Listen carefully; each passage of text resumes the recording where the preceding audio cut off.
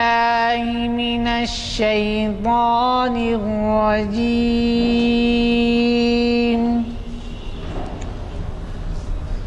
بسم الله الرحمن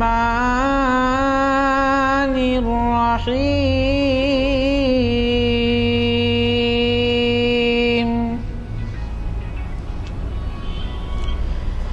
يا أيها الذين آمنوا توبوا إلى الله توبة نصوحا عسى ربكم أن يكفر عنكم سيئاتكم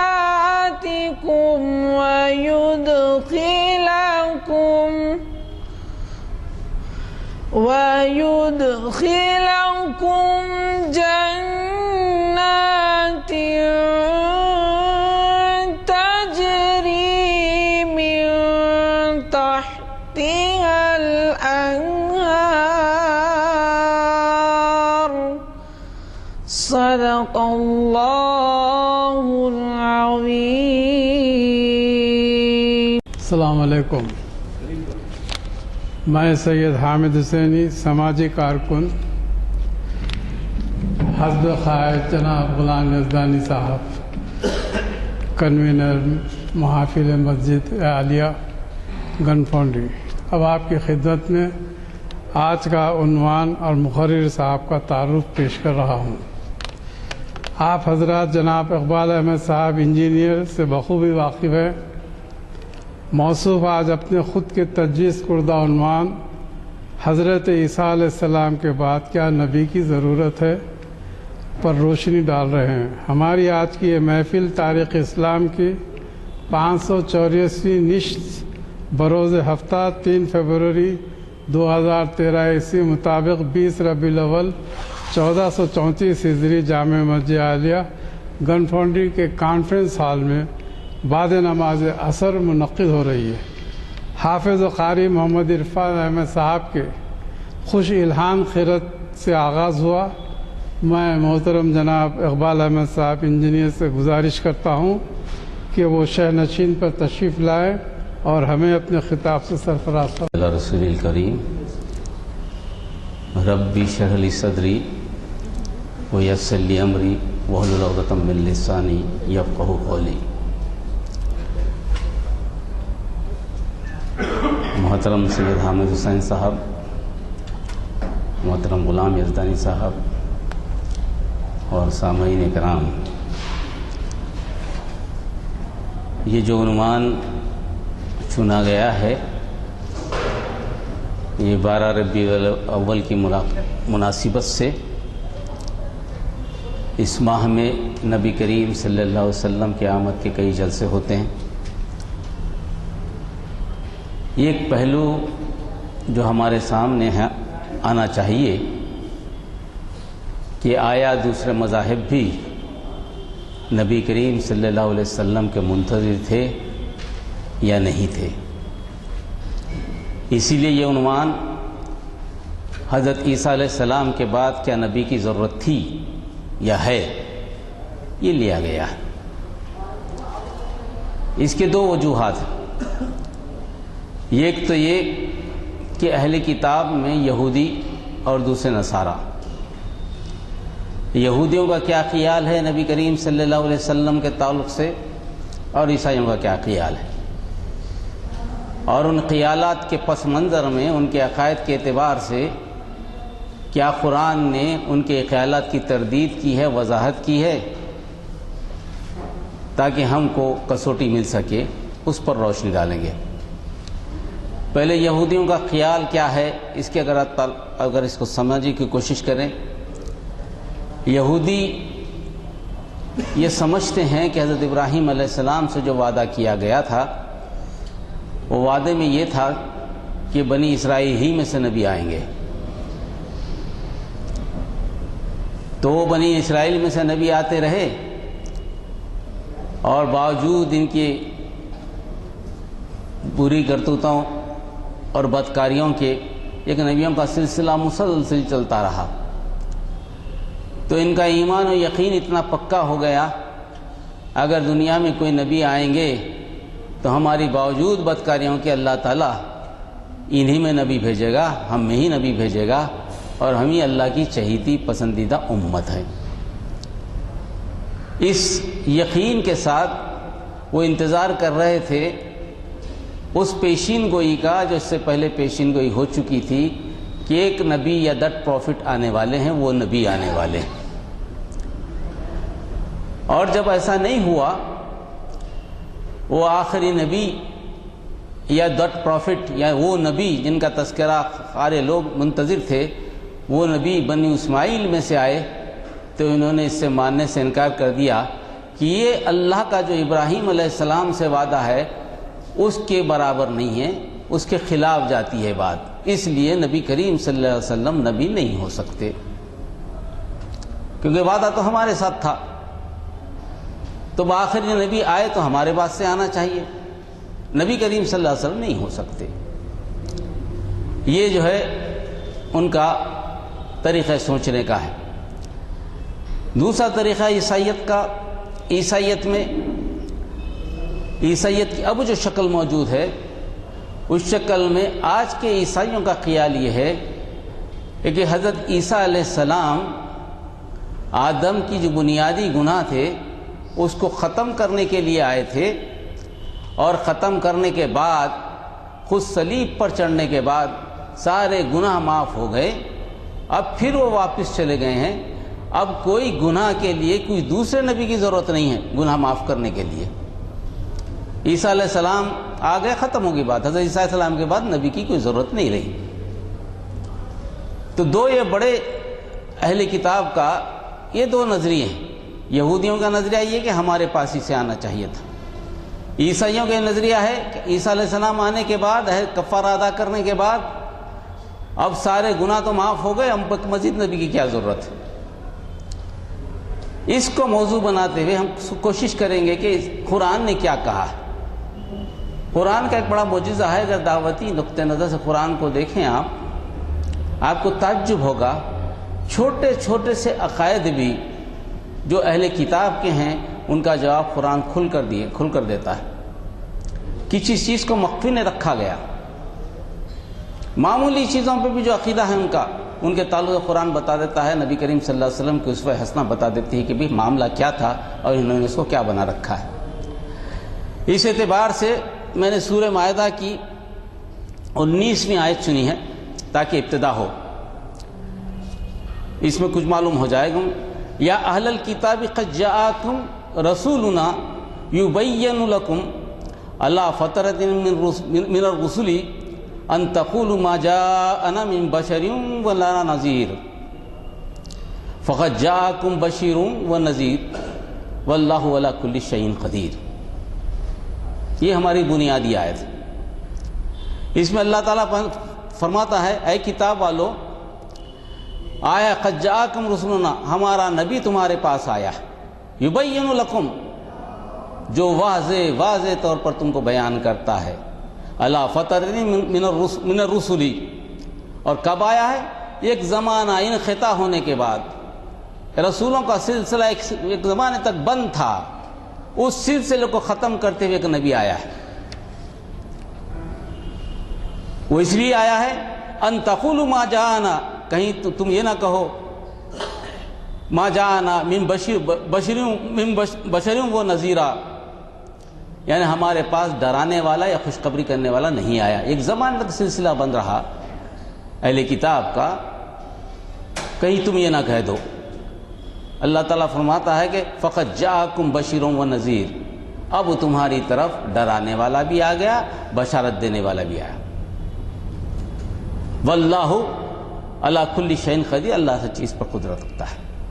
ये बड़ी बुनियादी बात है। या फ़तरत का लफ्ज़ इस्तेमाल हुआ है, फ़तरत के माने इनक़िता के हैं। रसूलों का सिलसिले का इनक़ता होना, रसूलों का सिलसिला रुक जाना। अब्दुल्ला बिन अब्बास रज़ी अल्लाह तआला की रिवायत है कि हज़रत मूसा अलैहिस्सलाम اور حضرت عیسیٰ علیہ السلام کے درمیان کا زمانہ تقریباً 1700 سال کا ہے، اور اس 1700 سال میں ہزاروں نبی ان میں آئے، کبھی سلسلہ منقطع نہیں ہوا۔ ایسا ہوا کہ ایک نبی موجود ہے تو دوسرا نبی ان میں موجود ہے، یہاں تک حدیث شریف میں کہ ایک ہی ساتھ بنی اسرائیل نے 300 انبیاء کا قتل کیا، حدیثوں میں یہ بھی ملتا ہے۔ تو نبیوں کا سلسلہ منقطع ہی نہیں ہوا۔ منقطع کب ہوا؟ حضرت عیسیٰ کے بعد۔ حضرت عیسیٰ کے بعد، حضرت عیسیٰ کی ولادت کے بعد، حضرت عیسیٰ کی ولادت کو اس لیے لیا گیا کہ پہلے عیسیٰ علیہ السلام پہلے نبی ہیں جو پیدا ہوتے ہی گواہی دیے کہ میں نبی ہوں۔ اس سے پہلے کسی نبی نے پیدا ہوتے وقت گواہی نہیں دی۔ حضرت عیسیٰ علیہ السلام کی ولادت سے لے کر نبی کریم صلی اللہ علیہ وسلم تک عبداللہ بن عباس کی روایت کے مطابق 500 سال ہیں، اور صحیح بخاری و مسلم کے حوالے سے مشکات شریف میں 600 سال کا زمانہ لیا جاتا ہے، یعنی 500 سے 600 سال کا زمانہ ایسا تھا جس میں انبیاء آئے نہیں۔ یہ زمانہ اگر آپ دیکھیں تو 500-600 سال کے زمانے میں کتابوں کا کیا حال ہوا ہوگا۔ کتابیں اپنی صحیح صورت میں موجود رہی، اس کے امکانات نہیں ہیں، کیونکہ قرآن خود گواہی دیتا ہے کہ انہوں نے تحریفات کری، حق کو چھپایا، حق موجود ہے، حق کو چھپایا، حق کو لئی لباس پہنایا۔ تو لازمی ضروری تھا کہ اب عیسیٰ علیہ السلام آخری نبی ہیں بنی اسرائیل کے، اس کے بعد جو نبی آئے 500 سال یا 600 سال کے عرصے کے بعد وہ آئے بنو اسماعیل میں۔ اب آئیے دیکھتے ہیں کہ آیا قرآن اس کی کیسی تصدیق کرتا ہے۔ حضرت ابراہیم علیہ السلام سے لے لیں گے مسئلے کو، کیونکہ حضرت ابراہیم علیہ السلام کے معاملے میں یہودی اور عیسائی دونوں کا کہنا ہے کہ ہمارے جد امجد ہیں، ان سے وعدہ کیا گیا تھا، اللہ نے وعدہ کیا تھا کہ انہی کے سلسلے میں انبیاء کو بھیجے گا۔ قرآن اس کی تصدیق کرتا ہے، قرآن اس کا انکار نہیں کرتا۔ وَإِذِ ابْتَلَىٰ إِبْرَاهِيمَ رَبُّهُ بِكَلِمَاتٍ فَتَمَّهُنَّ، یاد کرو وہ وقت جب ابراہیم کو اس کے رب نے چند امور میں آزمائش کی، فَتَمَّهُنَّ، اس میں وہ پورے اتر گئے۔ آزمائش کی اور اس میں پورے اتر گئے، کامیاب ہو گئے۔ قال انی جاعلک للناس اماما، اللہ تعالیٰ نے فرمایا ابراہیم اب میں تمہیں ساری دنیا کی امام بناؤں گا، امامت تمہارے حق میں آئے گی۔ قال ومن ذریتی، حضرت ابراہیم علیہ السلام کے تعلق سے مشہور ہے کہ بہت رحم دل اور دور کی سوچنے والے خلیل اللہ، انہوں نے اللہ تعالیٰ سے دعا کی، اللہ تعالیٰ کیا میرے حد تک ہی رک جائے گا سلسلہ امامت کا، یا کوئی اور بھی جاری رہے گا؟ میری آنے والی اولاد میں سے کیا ہے، آپ کا کیا حکم ہے میری اولاد آنے والی اولاد میں سے، ان کے تعلق سے آپ کا کیا فیصلہ ہے؟ مجھے امام بنا کر اگر سلسلہ رک جا رہا ہے تو امامت تو مجھے تک ختم ہوگی، اگر یہ سلسلہ میری امت میں جاری رہ رہا ہے تو امامت کا مسئلہ بھی حل ہوگا۔ یہ دراصل سوال تھا حضرت ابراہیم علیہ السلام کا اللہ تعالیٰ سے استفسار، یا اللہ تعالیٰ میری اولاد کے تعلق سے بھی تو ایسا فیصلہ کر دے۔ اللہ نے کہا قال لا ینال عہد الظالمین، اللہ تعالیٰ نے فرمایا ہاں یہ عہد تیری امت میں ہے ضرور، مگر تیری امت کے ظالم لوگوں میں سے نہیں ہے۔ اور ظلم کی انتہا یہ کہ شرک کرنا سب سے بڑا ظلم، اس کے بعد سب سے جاتی ہے، مگر وہ لوگ جو تیرے اولاد میں سے دو لوگ ہوں گے، ایک چر پہ چلے گا، خیر کی پابندی کرے گا۔ جو خیر کی پابندی کریں گے، نیک رہیں گے، اس میں ضرور میں تیری اولاد میں سے انبیاء کو بھیجوں گا۔ یہاں سے تیرے جو نیک اولاد ہے اس میں سے انبیاء آتے رہیں گے، اور تیرے وہ لوگ جو گمراہ ہیں ان میں سے نہیں آئیں گے۔ یعنی فیصلہ ہو گیا کہ ابراہیم علیہ السلام کی نیک اولاد میں سے ہی انبیاء آئیں گے۔ حضرت ابراہیم علیہ السلام کے دو بیٹے، حضرت اسحاق علیہ السلام، حضرت اسماعیل علیہ السلام، اور بنی اسرائیل پورے حضرت اسحاق علیہ السلام کے بیٹے یا حضرت یعقوب علیہ السلام، جن کو بنی اسرائیل کہا جاتا ہے، جن کی نسل کو اسرائیل تو یعقوب علیہ السلام کو یعنی خدا کا بندہ، انہی کی نسل بنی اسرائیل، انہی میں انبیاء آتے رہے، وہ سلسلہ آتا رہا۔ ہمارا موضوع یہ نہیں ہے کہ بنی اسرائیل میں سے انبیاء آئے، بنی یہودی تو اس کو مانتے ہیں، ہمارا نقطہ نظر دوسرا ہے۔ ہم یہ دکھانا چاہتے ہیں کہ قرآن نے بنی اسماعیل میں سے نبی آنے کا کوئی تذکرہ کیا یا نہیں کیا، تاکہ وہ کسوٹی بنے، اس کسوٹی کی بنیاد پر ان کی کتابوں کو چھانا جائے، تاکہ ہمیں معلوم ہو سکے کہ ان کی کتاب، جب قرآن نے کہا ہے کہ انجیل اور توریت جتنی بھی آئے ہیں ان کی یہ کسوٹی ہے، اگر قرآن نے کوئی ایسی بات کہی تو ان کی کتابوں میں ملنا ضروری ہے۔ قرآن میں ہم دیکھیں گے، قرآن میں اب آپ کو ایک آیت وہ بھی ملے گی، دعا ملے گی، جب حضرت ابراہیم علیہ السلام، حضرت اسماعیل علیہ السلام خانہ کعبہ کی دیواریں اٹھا رہے تھے، اس وقت کیا دعا کیے تھے۔ اس دعا کو میں پڑھ لیتا ہوں، اس کے بعد اس کی تفصیل میں جائیں گے۔ وَإِذْ يَرْفَعُ إِبْرَاهِيمُ الْقَوَاعِدَ مِنَ الْبَيْتِ وَإِسْمَاعِيلُ، یاد کرو وہ وقت حضرت ابراہیم خانہ کعبہ کی دیواریں اٹھا رہے تھے اور اسماعیل علیہ السلام ان کی مدد فرما رہے تھے۔ حضرت ابراہیم علیہ السلام دیواریں اٹھا رہے تھے اور ابراہیم علیہ السلام ان کی مدد فرما رہے تھے، جس میں دونوں نے کہا ربنا تقبل منا انک انت السمیع العلیم، اے ہمارے رب ہماری طرف سے ہر چیز کو قبول کر لے، بے شک تو سننے والا اور جاننے والا ہے، جو ہمارے دل میں مخفی ہے وہ بھی جانتا ہے، جو ہم کہتے ہیں وہ بھی جانتا ہے، جو ہمارے لیے ضروری ہے وہ بھی جانتا ہے، ہماری نسل کے لیے کیا ضروری ہے وہ بھی تو جانتا ہے، ہر چیز سے تو واقف ہے، وہ ہر چیز کو قبول کر لے۔ اور دعا جی اہم جو بات ہے وہ آ رہی، ربنا وجعلنا مسلمین لک، اللہ تعالی ہمیں تیرا فرما بردار بنا، ومن ذریتنا امۃ مسلمۃ لک، اور ہماری اولاد میں سے ایسے فرما بردار بنا جو تیرے لیے پسندیدہ ہوں، فرما بردار بنا، ایسی امت بنا، ایسی امت اٹھا۔ وَأَرِنَا مَنَاسِكَنَا وَتُبْ عَلَيْنَا إِنَّكَ أَنْتَ التَّوَّابُ الرَّحِيمُ، یہ جو گھر بنایا جا رہا ہے اس کی عبادت کے طریقے بھی ہم کو سکھا، وَتُبْ عَلَيْنَا، ہم پر توبہ کے دروازے کھول دے، إِنَّكَ أَنْتَ التَّوَّابُ الرَّحِيمُ، بے شک تو توبہ قبول کرنے والا اور رحمت کرنے والا ہے۔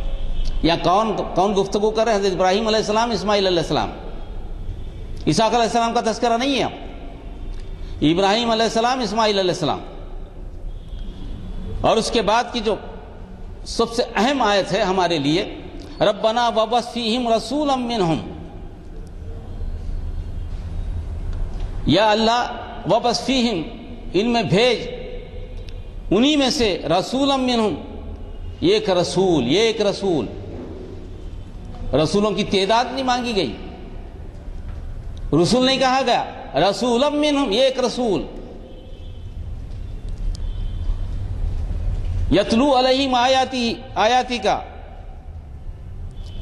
جو ان پر تیری آیتیں پڑھتا ہو، سناتا ہو، یعلمہم الکتاب والحکمہ، کتاب کی تعلیم دیتا ہو اور حکمت سکھاتا ہو، وہ یزکیہم، اور ان کے نفس کو پاک کرتا ہو، انک انت العزیز الحکیم، بے شک تو زبردست اور حکمت والا ہے۔ یہ دو باتیں،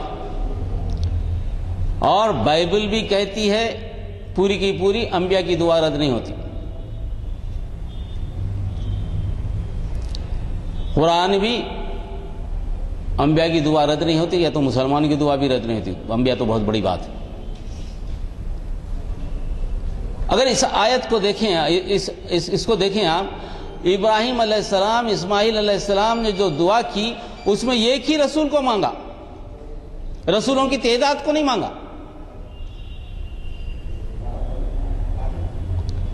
بنی اسرائیل میں چاہے کتنے ہی نبی آ جائیں، حضرت ابراہیم علیہ السلام جانتے تھے کہ ایک سلسلہ ختم ہوگا، جب سلسلہ ختم ہوگا خاتم النبیین آئیں گے تو وہ اسماعیل کی اولاد میں سے ہوں، حضرت اسماعیل کی اولاد میں سے، اور مرکز کون سا بنے؟ کعبہ بنے، کیونکہ انہی لوگوں میں سے اٹھایا جائے وہ آخری نبی کو، مرکز کعبہ بنے۔ اور ایک اہم بات اس آیت میں یہ ہے، اگر آپ اس کو دیکھیں اور سورہ جمعہ کی ایک آیت کو پڑھیں، دونوں میں بڑا فرق محسوس ہوگا۔ یہاں رسول کو بھیجنے کے لیے جو باتیں کی گئی ہیں، چار باتیں بتائی گئی۔ یہاں ربنا وبعث فیہم رسولا منہم یتلو علیہم آیاتک، یعنی آیتوں کو پڑھتا ہو، یعلمہ الکتاب، اور کتاب کی تعلیم دیتا ہو، حکمت سکھاتا ہو، یزکیہم آخر میں آیا۔ سورہ جمعہ میں جب نبی کریم صلی اللہ علیہ وسلم کو بھیجا گیا تو وہاں بھی یہی باتیں، 4 باتیں آئیں، مگر یزکیہم دوسرے مرتبہ آیا۔ کیا ہے؟ هو الذی بعث فی الامیین رسولا منہم یتلو علیہم آیاتہ ویزکیہم ویعلمہم الکتاب والحکمہ وان کانوا من قبل لفی ضلال مبین۔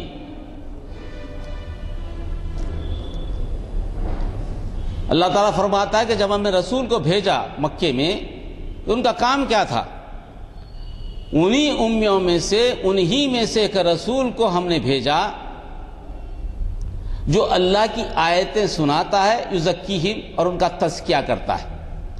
اور یہ تزکیہ بھی ان کانوا من قبل لفی ضلال مبین سے تعلق ہے، ورنہ اس سے پہلے تو تم گمراہ تھے، یعنی شرک میں مبتلا تھے۔ مشرکوں کو پہلے راستے پہ لانے کے لیے سب سے پہلے توحید، اللہ کی ذات، صفات، اختیارات و احکامات میں کسی کو شریک نہ کرنا، یہ بات سمجھائی جاتی ہے۔ ایمان باللہ مستحکم کیا جاتا ہے۔ جو وہ مستحکم ہو جائے، 13 سال کی مکی زندگی میں مستحکم ہونے کے جب مدینے کی زندگی آئی تو وہاں احکامات آئے۔ اس سے پہلے تو یزکی ہی میں چلتا رہا، تزکیہ نفس کی باتیں ہوتی رہی۔ کتاب کا معاملہ تو مدینی زندگی میں، یعلمہم الکتاب والحکمہ، ایک امت تیار کرتا ہے، ایسی امت۔ مگر حضرت ابراہیم علیہ السلام کی، حضرت اسماعیل علیہ السلام کی دعا امت تیار کرنے پہ نہیں تھی۔ امت تیار، اس کے آگے آپ نے بڑھ کر بات کی، بڑی دور اندیشی سے بات کی۔ حضرت ابراہیم علیہ السلام، اسماعیل علیہ السلام، دعوتی نقطہ نظر سے آیت کو اگر آپ دیکھیں، بڑی دور اندیشی سے بات کی گئی۔ تیار کر دینا ہی مقصد نہیں، اب آخری نبی آ رہے ہیں، اس کے بعد انبیاء کا سلسلہ ختم ہو رہا ہے اور دنیا تو اس کے بعد بھی جاری رہے گی، تو یہ ذمہ داری کون اٹھائے گا؟ یہ نبی کی ذمہ داری کون اٹھائے گا؟ وہ تو امت رسول ہی اٹھائے گی۔ اسی لیے اس آیت میں حضرت اسماعیل علیہ السلام، ابراہیم علیہ السلام کی دعا میں نہ صرف خاتم النبیین کے لیے دعا کی گئی بلکہ امت مسلمہ کے لیے بھی دعا کی گئی کہ اے اللہ ایسی امت بنا جو رسول اکرم صلی اللہ علیہ وسلم کے کام جاری رکھے۔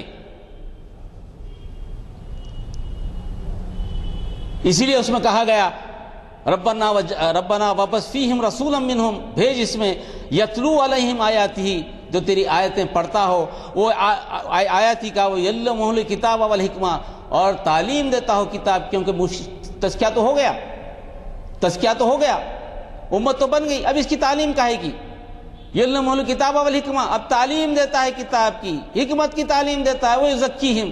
اور اللہ تعالیٰ نے جو نبی کریم صلی اللہ علیہ وسلم کو ذمہ داری دی تھی لوگوں کو بلانے کی، وہ ذمہ داری بھی امت اٹھاتی ہے۔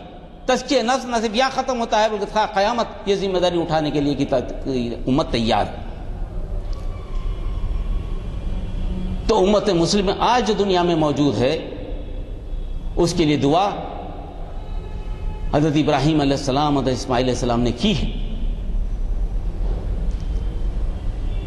اب اس کو اگر آپ دیکھ لیں، اس بنیاد بنا لیں، تو اب آیا یہ باتیں بائبل میں ملتی ہیں یا توریت میں ملتی ہیں؟ اب اس کو دیکھنا پڑے گا۔ اور یقین جانیے پوری کی پوری ملتی ہیں، کہیں بھی سمجھنے میں پھیر نہیں ہے۔ اگر موسیٰ علیہ السلام کو لے لیں آپ، اولڈ ٹیسٹمنٹ میں لے لیں، ڈیٹونمی 18:18 میں موسیٰ علیہ السلام سے تذکرہ فرما رہا ہے اللہ تعالیٰ، میں ان کے لیے انہی کی بھائیوں میں سے تیرے مانند ایک بنی اسرائیل، ایک نبی برپا کروں گا۔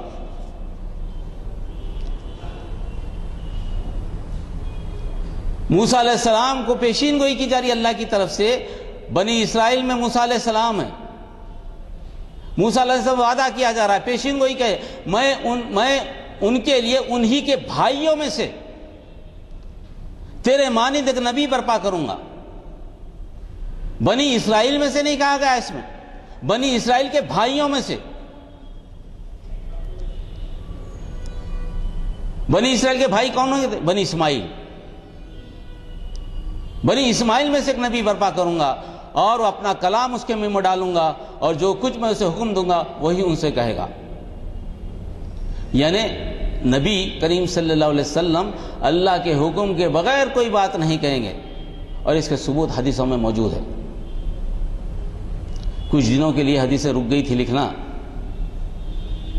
تو عبداللہ بن مسعود رضی اللہ تعالیٰ عنہ کا نبی کریم صلی اللہ علیہ وسلم کیا ہوا عبداللہ بن، آپ حدیثیں نہیں لکھتے؟ آپ نے کہا نہیں، مجھے روکا گیا ہے کہ آپ کی باتیں مت لکھوں۔ تو آپ نے فرمایا لکھ لیا کرو، میرے منہ سے جو الفاظ نکلتے ہیں وہ اللہ کے حکم سے ہی نکلتے ہیں، کوئی بات میری اپنی نہیں ہوتی، سب میں اللہ کے حکم سے نکلتے ہیں، میرا ہر عمل اللہ کے حکم سے، کوئی اپنی طرف سے میں کچھ کرتا ہی نہیں۔ اس کو اور وہ اس پیشین گوئی کو اس سے ملا کر دیکھیے، ایسا مطلب فٹ ہوتا ہے کس پر؟ نبی کریم صلی اللہ علیہ وسلم پر۔ اور موسیٰ علیہ السلام کے جیسے نبی کریم صلی اللہ علیہ وسلم ہی ہے، عیسیٰ علیہ السلام نہیں ہے۔ عیسیٰ علیہ السلام نے شادی نہیں کی، موسیٰ علیہ السلام کی شادی ہوئی۔ موسیٰ علیہ السلام کو قوم نے قبول کیا، عیسیٰ علیہ السلام کو قوم نے قبول نہیں کیا۔ موسیٰ علیہ السلام طبعی موت پر ہے، عیسیٰ علیہ السلام کو اٹھا لیا گیا۔ عیسیٰ علیہ السلام کی زندگی 2.5 سال کی، موسیٰ علیہ السلام کی زندگی پوری شریعت نافذ کرنے والی۔ اگر موسیٰ علیہ السلام کے بعد نبیوں کو اگر آپ دیکھیں تو سوائے نبی کریم صلی اللہ علیہ وسلم کے کوئی بھی نبی ایسا نہیں ہے جو موسیٰ جیسا ہو علیہ الصلوۃ والسلام۔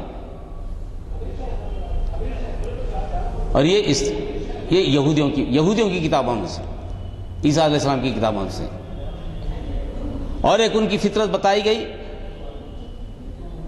اللہ تعالیٰ بتا رہا ہے کہ اب آخری شریعت کون سی ہوگی؟ توریت نہیں ہوگی۔ کون سی ہوگی شریعت؟ نبی کریم صلی اللہ علیہ وسلم کی شریعت ہوگی۔ اسی میں بتا رہا ہے وہ جو کوئی میری ان باتوں کو جن کو وہ بنا نام لے کر کہے گا نہ سنے گا تو میں ان کا حساب اس سے لوں گا۔ مطلب ہے کہ توریت کینسل، اور توریت چلنے والی نہیں۔ اب جو نبی کریم صلی اللہ علیہ وسلم کہیں گے وہی بات چلے گی، اور اس کے علاوہ کوئی بات نہیں چلے گی۔ یہ قرآن نے جو کہا کسوٹی ہماری قرآن ہے۔ ہم قرآن کو ہٹا کر رکھتے ہیں، ہم بحث میں نہیں لاتے ابھی۔ اب قرآن کو لائیں گے تو کہیں گے قرآن سے بات کر رہے ہیں۔ ہم موبائل انہی کی کتابوں سے یہ بتائیے کہ یہ کس پر منطبق کرتے ہیں؟ یہ کون سا نبی ہے بنی اسرائیل میں جو فطرت رکھتا ہو، جو حکمت کی بات کرتا ہے؟ ایک نبی بھی بتائیے بنی اسرائیل میں سے، کیونکہ ساری تمہاری تعلیم پیشین گوئیوں پر منطبق ہے۔ ہر پیشین گوئی سچی ہونے کا تم دعویٰ کرتے ہو، سارا بائبل اس پہ دعویٰ کرتا ہے۔ تو ایسی پیشین گوئی جو موسیٰ علیہ السلام سے کہی گئی ہے، نہ تو عیسیٰ علیہ السلام پہ فٹ ہوتی ہے، نہ کبھی کسی بنی اسرائیل پہ فٹ ہوتی ہے۔ اس کا کیا جواب ہے کہ بنی اسرائیل کے بھائیوں میں سے، انہی کے بھائیوں میں سے نبی بھیجوں گا۔ انہی کے بھائی کون ہیں؟ بنی اسرائیل ہی میں سے نبی بھیجے جانے کی بات الگ ہے، بنی اسرائیل کے بھائیوں میں سے یہ بھی ہے۔ اور ایک تمہید جو کی گئی ہے، اور ایک بتایا گیا ہے، اگر کوئی جھوٹے نبی کا دعویٰ کرے اس کے باوجود تو اسے قتل کر دیا جائے۔ اس احکامات کو نہ مانے، اپنی بات پر اڑا رہے، تو موسیٰ کی شریعت میں تو قتل ہے۔ موسیٰ کی شریعت بڑی سخت تھی، حضرت عیسیٰ علیہ السلام نے آ کے اسے تھوڑا سا کم کیا، ورنہ موسیٰ علیہ السلام تو قتل ہی تھا، ہر بات پہ قتل۔ جو کوئی نبی گستاخ بن کر کوئی ایسی بات میرے نام سے کہے جس کے کہنے کا میں نے اس کو حکم نہیں دیا، یعنی جھوٹا نبی ہو، اللہ کا نام لے کر بات کہے، نبوت کا دعویٰ کرے، اور یہ ایسے صحیح احکامات آنے کے بعد نہ مانے، اور یا کسی معبودوں کی عبادت کے لیے بلائے، تو وہ نبی قتل کیا جائے گا۔ اور بہت سی چیزیں اس کو بیان کی جا سکتی ہیں، مگر یہ باتیں حضرت موسیٰ علیہ السلام کی شریعت یہودیوں کے لیے ایک ہی عنوان پر ٹک نہیں سکتے ہیں۔ تو بتائیے، قرآن کے سچائی تو اپنی جگہ ہے، اپنی اٹوٹ چیز، مگر آپ کی کتاب میں یہ جو بات آئی ہے، یہ بات کس پر منطبق ہوتی ہے؟ کون سا نبی ہے جس پر یہ پوری ہوتی ہے؟ یہ ایک بھی نبی بتائیے اگر ایسا ہے تو نہیں بتایا جا سکتا۔ تفصیل میں نہیں جاتا چونکہ اب عیسیٰ علیہ السلام کی بھی کچھ باتیں ہمیں کرنا ہے۔ عیسیٰ علیہ السلام نے کیا کہا؟ اگر یہ لوگ یہ دعویٰ کرتے ہیں کہ عیسیٰ علیہ السلام کے آنے کے بعد ابھی کسی نبی کی ضرورت نہیں ہے، تو عیسیٰ علیہ السلام نے کیا کہا؟ عیسیٰ علیہ السلام نے کہا کہ میرے بعد کوئی نبی نہیں آئے گا، بس میں آ گیا کر، ایسا تو نہیں کہا عیسیٰ علیہ السلام۔ عیسیٰ علیہ السلام نے یوحنا 16:17 میں جو بات کی وہ یہ ہے، لیکن میں تم سے سچ کہتا ہوں میرا جانا تمہارے لیے فائدہ مند ہے۔ عیسیٰ علیہ السلام کہہ رہے ہیں کہ میرا جانا تمہارے لیے فائدہ مند ہے، میں رہوں گا تو فائدہ نہیں ہے، اب میں جتنا کام تھا میرا مشن پورا ہو گیا، اب کوئی فائدہ نہیں ہے، اب مزید رہنے کا، میرا رکنے کا کوئی فائدہ نہیں ہے۔ اللہ نے جو ذمہ داری دی تھی میں نے تکمیل کر دی، اب میرا ٹکنا میرا رہنا کوئی تمہارے لیے فائدہ مند نہیں ہے۔ میرا جانا اگر میں جاؤں گا تو فائدہ رہے گا، کیونکہ اگر میں نہ جاؤں گا تو وہ مددگار تمہارے پاس نہیں آئے گا۔ عیسیٰ علیہ السلام نے کہا اگر میں نہیں جاؤں گا تو وہ مددگار، جو مددگار یعنی تمہارے لیے مدد کرنے والا، کمفورٹر جس کو یہ کہتے ہیں کہ کمفورٹر، تمہارے پاس نہیں آئے گا، لیکن اگر جاؤں گا تو اسے تمہارے پاس بھیج دوں گا۔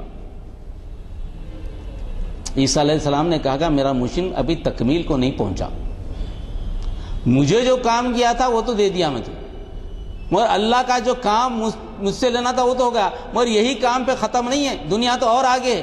ایک وہ مددگار آئے گا جو واقعی تمہیں وہ بتائے گا جو تم کو ضرورت ہے۔ اور ایک جگہ فرمایا یوحنا نے، اگر میں باپ سے درخواست کروں گا کہ تو وہ تمہیں دوسرا مددگار بخشے گا، وہ دو ابد تک ساتھ رہے گا۔ یہاں عیسیٰ علیہ السلام نے خود کو بھی مددگار کہا اور خود کی حیثیت کو بھی بتا دیا۔ میں اللہ سے دعا کروں گا، درخواست کروں گا، تمہیں دوسرا مددگار بخشے گا، میں تو جاؤں گا، دوسرا مددگار بخشے گا جو ابد تک رہے گا، قیامت تک رہے گا۔ عیسیٰ علیہ السلام کے بعد 500 سال کا زمانہ آیا، کوئی نبی نہیں آیا، کوئی نبی نہیں آیا۔ وہ آخری نبی کریم صلی اللہ علیہ وسلم، اور مددگار کے کام بھی بتا دیے وہ کہ کیا کام کریں گے، تعلیم کیسی دیں گے، گناہ اور رازبازی اور آخرت کے بارے میں بتائیں گے، اور کیا بتائیں گے، عیسیٰ علیہ السلام پر جو ایمان ختم ہو جائے گا وہ صحیح ایمان لانے کی بات کریں گے، عیسیٰ علیہ السلام کی بھولی ہوئی تعلیمات کو یاد دلائیں گے، عیسیٰ علیہ السلام کی صحیح حیثیت نبی جو ہے اس نبی کی حقیقت کو آشکارا کریں گے، جو تعلیمات بھول گئے اس کو یاد دلا کر بتائیں گے عیسیٰ علیہ السلام کس مقصد سے بھیجے گئے تھے۔ یہ کام جو ہے مددگار کرے گا۔ اور عیسیٰ علیہ السلام نے یہ بھی کہا مجھے بہت سی باتیں معلوم ہیں، وہ مددگار کیا کیا کرے گا، میں تم سے کہنا مناسب نہیں سمجھتا کیونکہ تم اس کو برداشت نہیں کرو گے۔ اس میں وہ بات آ گئی، عیسیٰ علیہ السلام نے فرمایا کہ مجھے وہ بھی معلوم ہے کہ کمفرٹ آ کے جو باتیں کرے گا وہ تم برداشت نہیں کرو گے۔ 3 باتیں بتاتا ہوں میں، اس کے بعد انشاءاللہ پھر کبھی موقع دوں کیا کون سی چیز یہودیوں کو برداشت نہیں ہے۔ سب سے پہلی چیز یہاں حضرت عیسیٰ علیہ السلام نے فرمایا کہ سب سے پہلی چیز جو انہیں برداشت نہیں ہے وہ یہ کہ یہ آخری نبی بنی اسرائیل میں سے نہیں آئے، بنو اسماعیل میں سے آئے، یہ چیز ان کو برداشت نہیں۔ اور عیسیٰ علیہ السلام نے پہلے ہی فرما دیا تم اس کو برداشت نہیں کرو گے۔ دوسری بات کیا ہے؟ دوسری بات تحویل قبلہ۔ جب تک نبی کریم صلی اللہ علیہ وسلم بیت المقدس کی طرف رخ کر نماز پڑھ رہے تھے، یہودی سن کے خوش ہو رہے تھے کہ چلو آ کے اسلام تو دے رہے ہیں بنی اسماعیل کے، مگر قبلہ تو ہمارا ہی ہے نا، ہماری طرف نماز کر کے پڑھ رہے ہیں، ہماری ضرورت تو ہے ان کو۔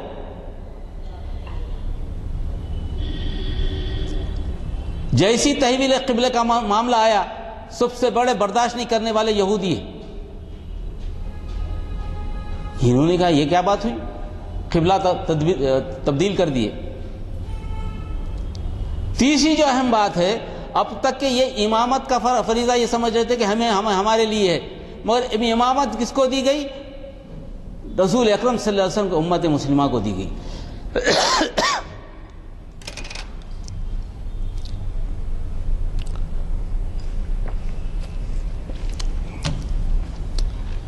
یہ امت مسلمہ کو جو امامت دی گئی، اس کو بھی یہ پسند نہیں کرتے،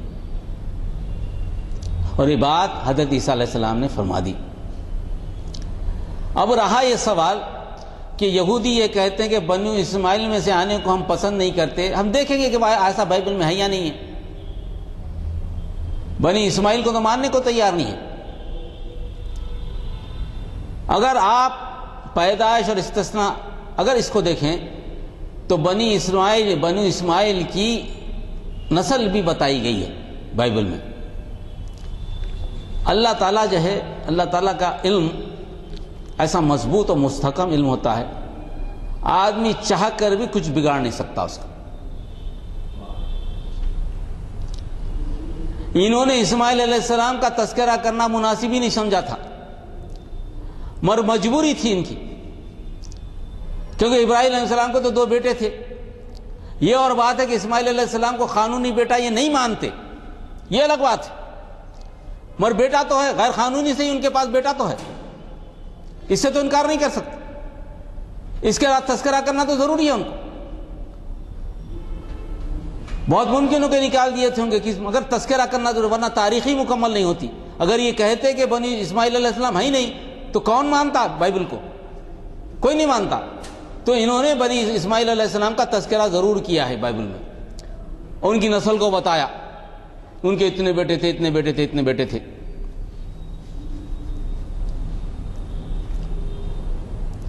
اس میں ان کے جو چوتھے بیٹے قیدار کے تعلق سے، قیدار کی نسل کے تعلق سے بائبل میں تذکرہ ہے۔ قیدار کی نسل ساری دنیا جب ہو جائے گی، یعنی سلسلہ ختم ہوگا، تو قیدار کی نسل ہی، قیدار کی بستی ہی لوگوں کے لیے مرکز نگاہ ہوگی۔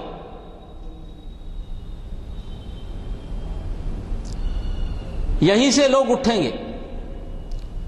اس بستی کا نور ایسا ہوگا، نہ اس کو صبح کی ضرورت ہوگی نہ شام کی ضرورت ہوگی، نہ اس کو سورج کی ضرورت ہے نہ چاند کی ضرورت ہے، ہمیشہ جگمگاتی رہے گی یہ بستی۔ اس کے دروازے ہمیشہ کھلے رہیں گے، بند نہیں ہوں گے۔ کسی کے لیے بند نہیں ہوں گے، حضرت ہمیشہ کھلے رہیں گے۔ اور بڑے بڑے شہنشاہ وقت اس کے سامنے آ کر سر جھکائیں گے۔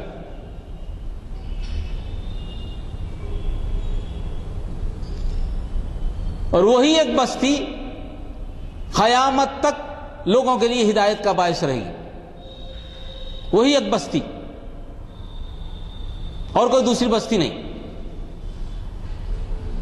اور قیدار کی نسل میں سے ہی نبی کریم صلی اللہ علیہ وسلم، اور جس بستی کا تذکرہ کیا گیا ہے وہ مکہ ہے، جس جگہ کا تذکرہ کیا ہے وہ خانہ کعبہ ہے۔ ایک ایک چیز خانہ کعبہ کی اس میں موجود ہے۔ خانہ کعبہ کیسا رہے گا، کیسی روشنی رہے گی، کیسے دروازے رہیں گے، اس میں سے اپنے کس طرح حفاظت رہے گی، سیکیورٹی کیسی رہے گی، اس میں کتنا آدمی سیکیور محسوس کرے گا، اللہ کا جلال کیسا ہوگا اس میں، لوگ آ کر مطمئن کیسے ہوں گے، وہاں مرکز تعلیم ہوگا، تعلیم کس طرح پھیلے گی، اور یہ سب پھیلے گی قیدار کی بستی سے ہی۔ اس طریقے سے اگر آپ دیکھیں تو اور بھی کئی مثالیں جو ثابت کی جا سکتے ہیں۔ ایک ایک مثال، یعنی میں بتا رہا ہوں آپ کو کہ ان کے عقیدے کی جو برائی ہے، یعنی برائی کیا، ان کے جو عقیدے ہیں اپنے غلط عقیدے، جس سے جانتے بوجھتے قرآن سے اپنے آپ کو دور کرتے ہیں، ان عقائد کے تعلق سے ایک ایک بات قرآن نے کھول کھول کر سمجھا دی۔ کوئی بھی عقیدہ ہو ان کا۔ اس سے پہلے ایک عقیدے کی بات کیا تھا ہم، پال نے کہا تھا کہ بھائی وہ جو آئے گا ہمارا سورج جب پھونکا جائے گا تو وہ زندگی کیا ہماری مرنے کے بعد کی زندگی اور انسانی زندگی، روحانی جسم اور انسانی جسم کا تذکرہ پال نے کہا تھا۔ جب سور پھونکا جائے گا تو روحانی جسم خبروں سے اٹھیں گے، اور جو انسان زندہ رہیں گے تو سور پھونکا جائے گا، اور انسانی جسم خود بخود جو ہے نا روحانی جسم میں تبدیل ہو جائیں گے۔ پال کا ایک نظریہ ہے۔ اس چھوٹی سی چیز کو بھی قرآن نے تفصیل سے بیان کیا، ایسا نہیں ہوگا، حالانکہ انکار کرنے کی کوئی وجہ نہیں ہے ہم کو۔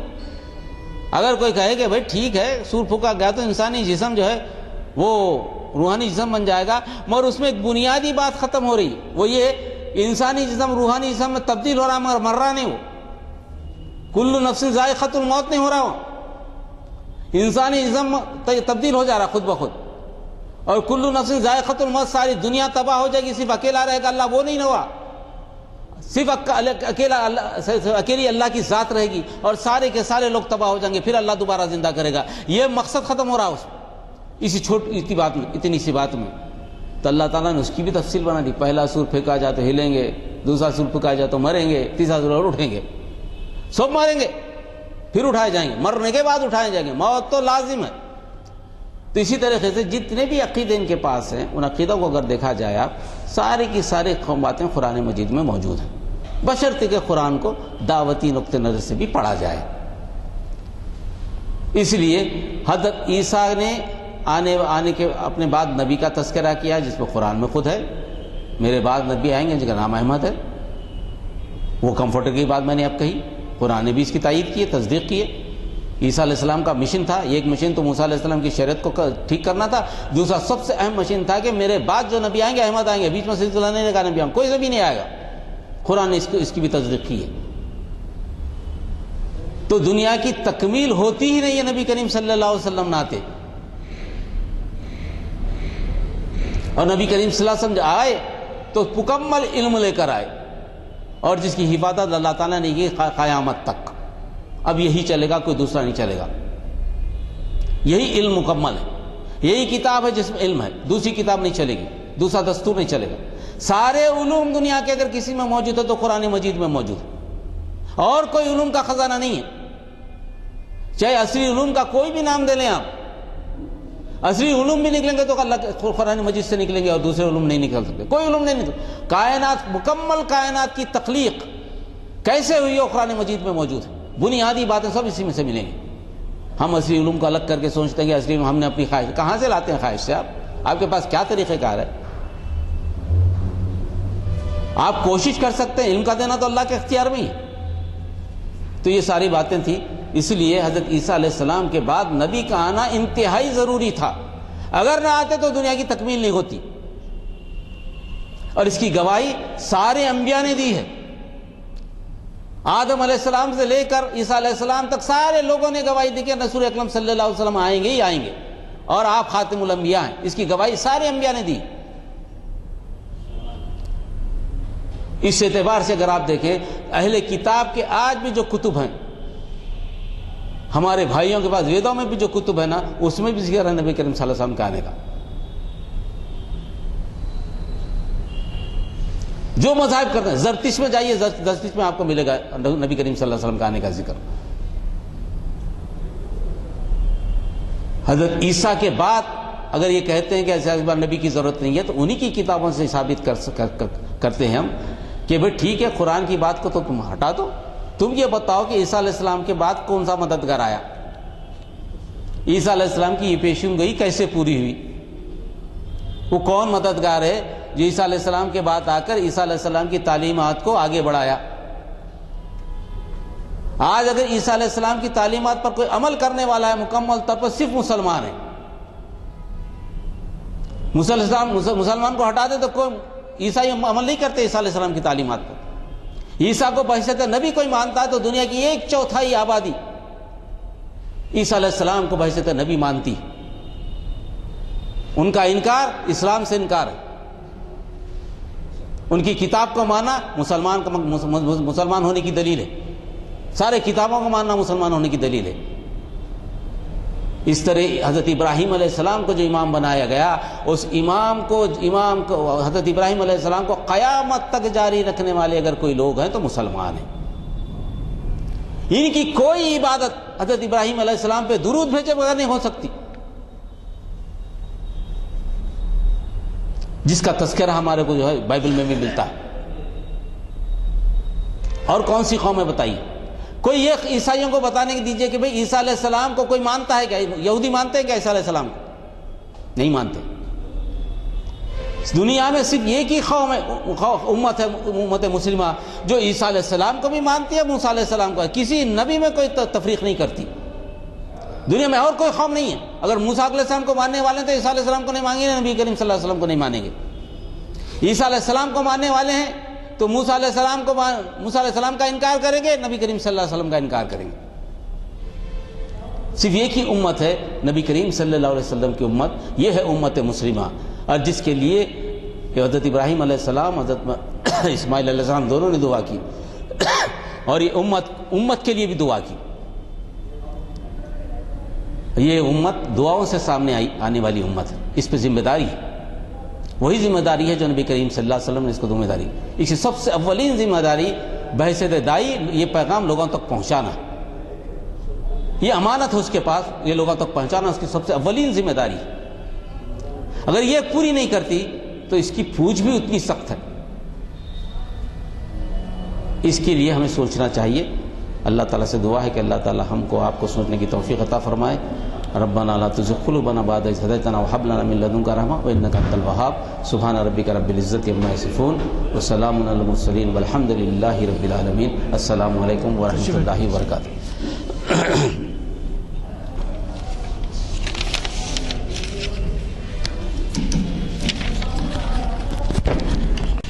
حضرات، دعا ہو چکی ہے، صرف 2-3 اعلانات کی اجازت دیجیے. ایک اعلان تو یہ ہے کہ بعد مغرب ڈاکٹر عقیل ہاشمی صاحب کی ایک کتاب کا اجرا عمل میں آ رہا ہے، مفتی خلیل احمد صاحب کے ہاتھوں. Maulana Abul Kalam Azad oriental research institute جو باغ اما میں ہے اس میں ہو رہا ہے. موقع ہو تو وہاں چلیے. دوسرا اہم اعلان یہ ہے کہ ہر مہینہ پبلک گارڈن واکرز ایسوسیشن کی طرف سے ہیلتھ کے لیکچرز ہوتے ہیں. کل بڑا اہم لیکچر ہے اور یہ مخاطب کر رہے ہیں ایک نامور ہاسپٹل ہے، آپ بھی جانتے ہیں، اپولو. انڈیا میں کئی جگہ شاخیں اس کی. اس کے بہت ہی ماہر ڈاکٹر انسانی ڈھانچے کے متعلق ہے، اور عنوان دیے ہیں کہ انسانی ڈھانچے کے صحیح ہونے پر زندگی کی لطف اس کی کارکردگی کا انحصار ہے. تو وہ چاہے کسی عمر کے ہوں، ڈھانچہ صحیح ہونا ہے تو آڈیو ویڈیو ہوتا ہے. ضرور تشریف لائیے. صبح 7 سوا 7 بجے. آپ کو تو معلوم ہے ایک دفعہ ڈاکٹر کے پاس گئے تو 500 روپے فیس لے رہے ہیں. اب وہاں پر آپ کھڑے رہ کے سوال بھی کر لے سکتے ہیں اپنے. آئیے، لے کے آئیے ساتھیوں کو. تیسرا اعلان یہ ہے کہ یہ اعلامیے جس کو نہیں ملے ہیں وہ لے لے. اس میں اگلے 4 شنبے کا جو ذکر ہے وہ قابل غور ہے. ایک تو یہ ہے کہ پیر کے دن، آج تو ہفتہ ہے، پیر کے دن جو ہے جو خطاب ہے وہ حافظ محمد اسحاق کمال قادری صاحب، جو ہمارے شریعت انفارمیشن سروس کے محافل کا آغاز انہوں نے کیا تھا. پہلی محفل انہوں نے مخاطب کی تھی، اس کی 477ویں نشست ہے پیر کے دن، اور وہ ہے عصر 5 بجے. اس کے بعد جیسے آج شروع ہوئی وہ ہے. اور انہوں نے بھی اتنا اہم عنوان دیا ہے کہ آپ اس سے بھی بہت استفادہ کر سکتے ہیں. سیرت رسول اور آج کا مسلمان. سیرت رسول اور آج کا مسلمان. اور اس میں ہمارے مقررین جیسے ابھی آپ نے دیکھا کہ کس قدر تیاری سے آتے ہیں. اب یہ بات ہے کہ ان کے منہ پہ ان کی تعریف کرنا مشکل ہے، لیکن یہ بات آپ کو بتا دوں کہ جہاں اس قدر تیاری سے آتے ہیں اور والہانہ خدمت انجام دیتے ہیں، یہ نہیں کہ کوئی معاوضہ پاتے ہیں، اور ایسی خدمات انجام دیتے ہیں، تو آپ کا ہمارا کام ہے کہ اس سے پوری طریقے سے استفادہ کریں. کیونکہ خاص طور پہ اس بات کا ذہن میں رکھیے کہ آج کل اتنی مصروفیات ہو گئی ہیں کہ دینی تعلیم یا دینی علم یا مطالعہ، یہ تمام چیزوں کے لیے کسی کے پاس بھی وقت نہیں ہے. اور نوجوان بچے گھر میں بھی اگر کچھ اس طرف توجہ نہیں کرتے تو بزرگوں کی یہ خواہش کبھی نہیں ہوتی کہ ان کو توجہ دلائیں کہ بھائی سر، کیونکہ پہلے کے زمانے کی بات اب گئی. اب آپ اس وجہ سے کم از کم ایسی محفلوں میں شرکت کروائیے. ایک مہینے میں 12 محافل ہوتے ہیں، اور 12 محافل میں سے ان کو کم از کم پابند کروائیے کہ 1 محفل 2 محفل 4 محفل، ہفتے میں 1 محفل بھی اگر اٹینڈ کرے تو کافی ہے۔ اور تیسرے یہ کہ جیسے کہ آپ واقف ہیں، چہارشنبے کے دن 700ویں نشست ہو رہی ہے منعقد، اس میں ہے وہ، اور اس میں بہت ہی اہم مقررین ہمارے خود یہاں کے مقررین بھی مخاطب کر رہے ہیں۔ اس میں ہم نے حیدرآباد کی ایک قدیم شخصیت کو مہمان خصوصی بنایا ہے، وہ ہے جناب شیو شنکر صاحب، جو اردو سے بھی بہت اچھے واقف ہیں، اور اس سے ہٹ کر جو ہے ان کا مطالعہ بھی وسیع ہے، ہائی کورٹ کے جج بھی رہ چکے ہیں، سینٹر میں منسٹر بھی رہ چکے ہیں، لا منسٹر کیا، یونس سلیم صاحب تو مجھ سے یہ بھی کہہ رہے تھے کہ اندرا گاندھی کا زمانہ تھا، پہلی دفعہ ایک غیر مسلم کو جو ہے اوقاف کا منسٹر بنایا گیا، تو وہ پہلی دفعہ اوقاف کے منسٹر بھی بنے تھے۔ تو بہرحال میرے بولنے کا مطلب یہ ہے کہ وہ اس میں مت مس کیجئے، 6 بجے چہارشنبے کے دن کی محفل یہاں نہیں ہوگی بلکہ اردو ہال میں، اگلے چہارشنبے 6 بجے